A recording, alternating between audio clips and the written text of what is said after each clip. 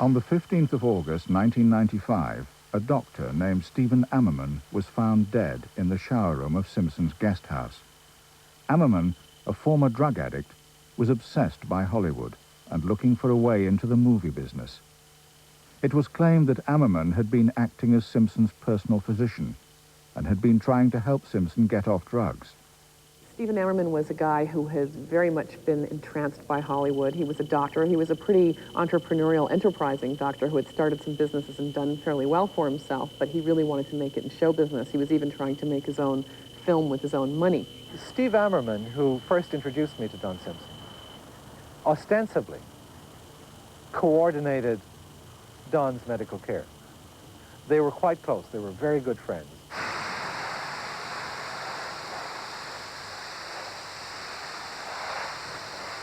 Stephen Ammerman called me and asked me to go up to Don Simpson's house to speak with Don about finally, seriously getting him off drugs. When I went up there, Don was not having a good time and never came down to meet me.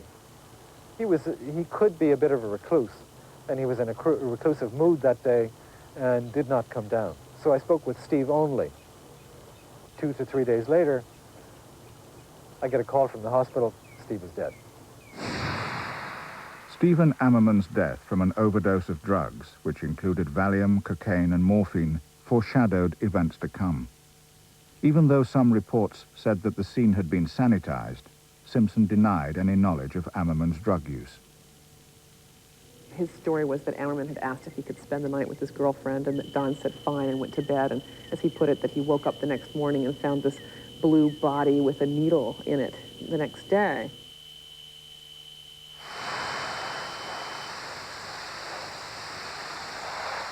He claimed that he didn't know anything about Stephen Ammerman's drug habits. No one found that credible who knew Don. The thing was, when Ammerman died and everybody read that Ammerman died at Simpson's, everybody laughed because people knew that there was no such thing as a doctor living at Simpson's getting him off drugs, because Simpson was he knew everything about the human mind.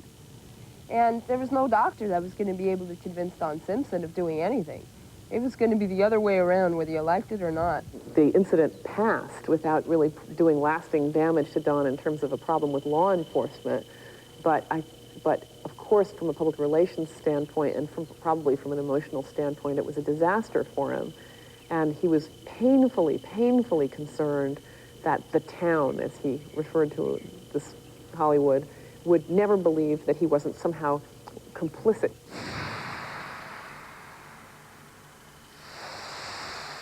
Jerry simply had to draw the line at that point. I mean, there was a corpse in Don's house, and that was a little bit hard for even the most devoted partner to take. In December 1995, after 12 years of success together, Jerry Bruckheimer quietly dissolved their partnership. I think both of them suffered enormously in this breakup. I mean, Don needed Jerry almost desperately, and to go out in the world without him, I can't imagine a more frightening thing for Don after all those years of success together. Really hard.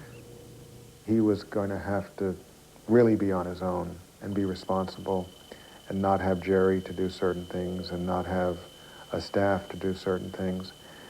I think that scared him because he hadn't confronted that as a reality in a long time.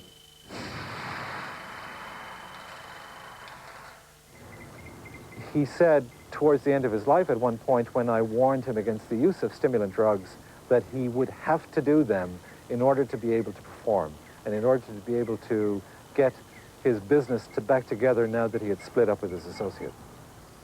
I think Don internally begged for help to not do to himself what he did, but you can't turn around.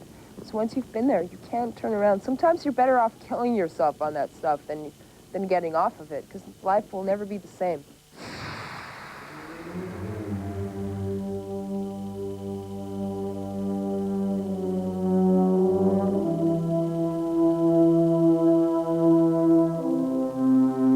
I called him. It was the last night of his life, And I had the feeling, which he often did late at night, that he was drinking a lot of red wine as we were talking, because there was an effect that wine used to have on him.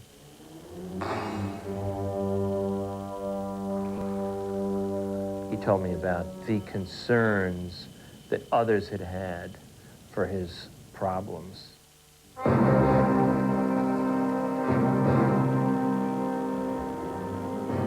He said the idea of going into a 12-step program and surrendering and all that stuff, that's not for me. I can't do that. I don't need that. I can run my life and handle my life. I may go down, but I'm always going to come back up. I've always been able to kind of teeter on the precipice, and a sense of whatever, self-survival, drive, desire, and desire is an interesting one. Something is a kind of celestial cord that pulls me back, that reels me back in.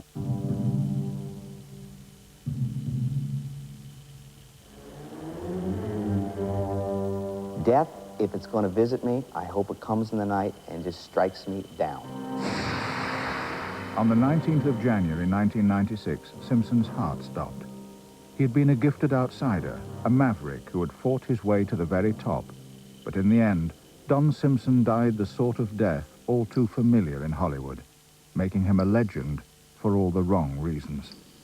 I think that there's probably a revelatory experience awaiting everyone that has to do with finding out who and what you really are. And I think when that occurs, if it occurs, you reach nirvana-heaven.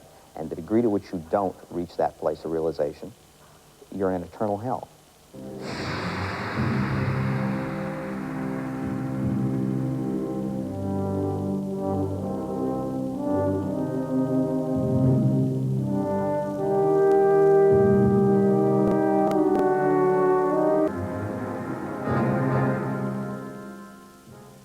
Ever wanted to peek through someone's window? Well, now we're inviting you through the front door as we share the real day-to-day drama